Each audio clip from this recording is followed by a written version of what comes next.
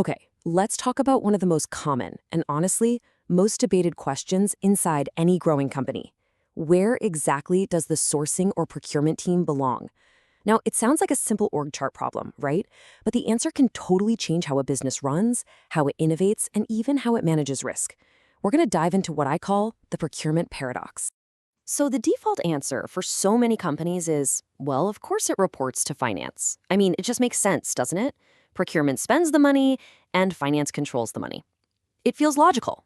But as we're about to see, that seemingly simple structure has some really profound, hidden complexities that can either be a huge help or a major hindrance to a company's growth. All right, so here's our game plan. We'll start with the standard model, why it exists in the first place. Then we'll get into the friction points it can create. After that, we'll look at the strategic evolution of procurement, walk through a really clear, real-world example, and finally, we'll land on a framework that can help you figure out the right structure for your own organization. So let's start at the very beginning. For most organizations, especially the ones that are growing like crazy, putting procurement under the finance department makes perfect sense. And there's a really, really good reason for this. You know, when you're in that early growth phase, it's all about survival. The number one focus is just absolute control over the company's cash. You have to manage cash flow with an iron fist, you have to stop teams from blowing their budgets, and you need to make sure every single payment is properly approved and tracked.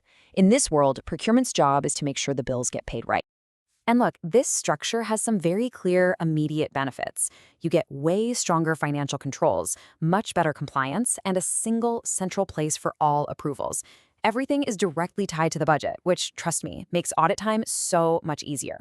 For a young company, this setup just works because control matters way more than strategic optimization. But, and there's always a but, right?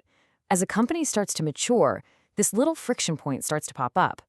The very same structure that gave you all that valuable control can actually start to create some unintended and often really costly side effects. This is where the paradox really starts to kick in. You see, when procurement success is measured entirely by the finance team, the main question always comes back to this one thing. How cheaply can we buy this? The focus just narrows almost completely to that upfront price tag. And that, my friends, is when the trouble starts. Now, this slide is really interesting because it shows the disconnect. The goal is short-term savings, but the hidden cost is often these exploding life cycle costs down the road.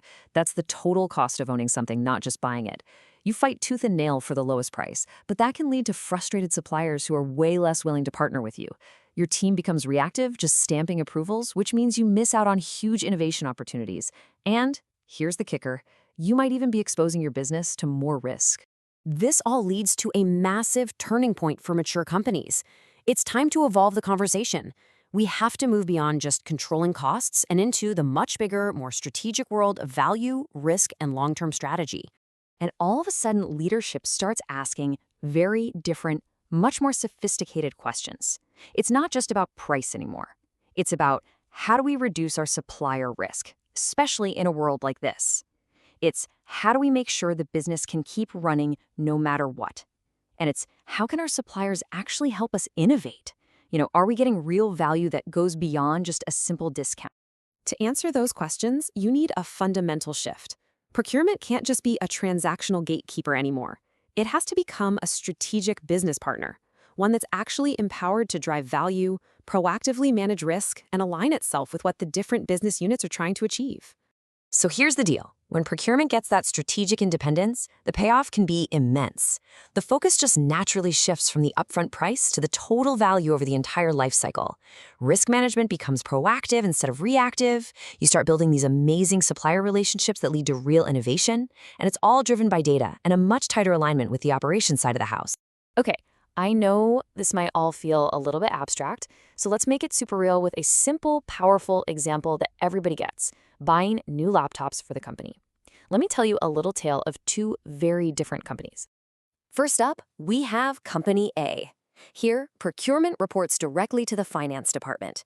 Their mission, handed down from the CFO, is crystal clear. Get the best possible upfront price on these laptops. Period. And you know what? On paper, they succeeded. They negotiated these fantastic discounts, they looked like heroes, but then reality hit. The cheaper supplier had delivery delays, the laptops themselves had a much higher failure rate, and when they broke, getting service was painfully slow. The end result? A ton of lost employee productivity and frustration.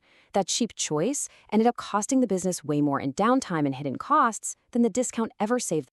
Now let's check out Company B. Totally different story here.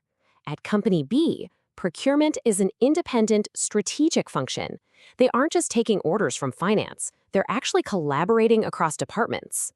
Their whole process was different. They worked with IT, they worked with operations, and they evaluated the total lifecycle cost, factoring in things like repairs, performance, and support. They carefully checked out the supplier's reliability and how fast their support team responded. They ended up negotiating much stronger service level agreements. Those are the promises a supplier makes about their service. And they ultimately chose a supplier with a slightly higher upfront price. And this slide right here tells the whole story. Company A had the lower upfront cost, sure, but their total cost over 3 years was significantly higher. The business impact was lost productivity and high operational risk. Company B, on the other hand, paid a little more at the start, but their total cost was lower, and the business got higher employee uptime and much lower risk. It's a clear win for the strategic approach. So what does this all mean for your organization? Let's switch gears to the practical takeaway. Look, there isn't a single right answer for every company out there, but I'm going to give you a framework you can use to figure out what's best for your business right now. This table really breaks it down nicely. Keeping procurement under finance, that's best for small or early stage companies, when your primary focus is just controlling spend and making sure your core processes are being built. An independent strategic procurement team, that's a much better fit for companies with complex spend, where value, risk, and innovation are the name of the game, and you need real strategic capabilities. It really is all about your company's maturity stage. And I have to be really clear about this. Making procurement independent is not about creating a silo. The goal is never isolation. It's about deep collaboration, where finance and procurement are partners, working side by side with procurement empowered to drive strategic value that goes way beyond just approving an invoice. It's about partnership, not power. When you get right down to it, we need to totally redefine how we think about this function. A mature procurement organization isn't the cost police. It's a strategic pillar of the business. It's a function that protects your supply, drives real value, actively reduces risk, and helps shape your entire business strategy. It's a true game changer. So, I'll leave you with this final thought to chew on. The real question isn't just, should procurement report to finance? The question is, has your procurement function matured enough to deserve the strategic independence it needs to really multiply its impact on the business? And if it's not there yet, what are you going to do to get it there?